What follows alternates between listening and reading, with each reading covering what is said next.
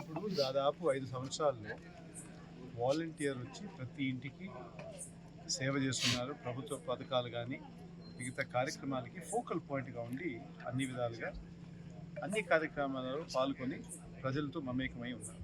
ఇప్పుడు మేము ప్రచారం పోయినప్పుడు కొన్నిసార్లు ఊరికి వాలంటీర్కి ఈ ఇంట్లో కొన్నిసార్లు ఇబ్బంది ఉంటే మనకు అడుగుతారు, ఈ ఇంట్లో ఈ విధంగా ఇబ్బంది ఉండేటప్పుడు మేము ఎవరిని అడగాలి అడగాలి. అట్లాంటప్పుడు ఎవరైనా ఫోటోలు తీసి ఈ విధంగా ప్రచారం చేస్తాం లేదు, చాలా తప్పు. అది చాలా తప్పు. ఇంకా మేము కూడా సరే, ఇంకా ఒకసారి జరిగింది కాబట్టి మేము ఇంకా ఆపేస్తాం, ఇంక వాళ్ళని కూడా అడగడం. ప్రజలు అడిగినప్పుడు ఏదో సమాధానం ఇవ్వాలి కాబట్టి తెలిసిన వాళ్ళు కాబట్టి ఆఫీసర్ కాబట్టి వాళ్ళని పిలిచాం, అంతే తప్ప ఇంకేం లేదు. వాళ్ళు ఎక్కడా ప్రచారానికి వాడట్లేదు. ఇంకా కొన్ని వాలంటీర్లు అయితే చూసి చాలా బాధపడుతుంది. ఈ ఊర్లో అయితే కొంతమంది రిజైన్ కూడా రిజైన్ చేసేసి మాకు వద్దు, మేము ఏమైనా అవసరం ఉంటే కానీ తెలియపరుస్తాం, కానీ ఈ విధంగా మా విధంగా ఆరోపణలు లేడం మంచిది కాదని చెప్పేసి కొంతమంది రిజైన్ చేయడం. మేము కూడా వాళ్ళకి అడ్వైస్ ఇచ్చాం, లేదు అది తప్పు చేయకూడదు.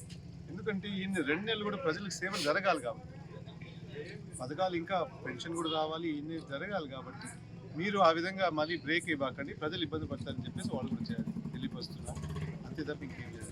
మిగతా ప్రచారం అంతా బాగుంది. మన ముఖ్యమంత్రి గారు కోరినట్టు తప్పకుండా 175 స్థానాలకు 170 స్థానాలు వస్తాయి. ప్రజల్లో ఆ జోష్ కనపడుతుంది.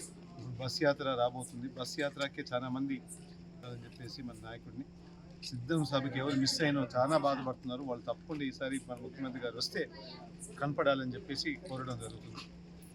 ఈ ఒక వేవ్ ఏది స్టార్ట్ అవుతుంది పెద్ద సునామీ లాగా ఒక సంవత్సరం, ఒక నెలలో అయ్యాయి. తప్పకుండా మనకి 170 స్థానాలు వస్తాయని చెప్పి మీ అందరికీ తెలియపరుస్తుంది.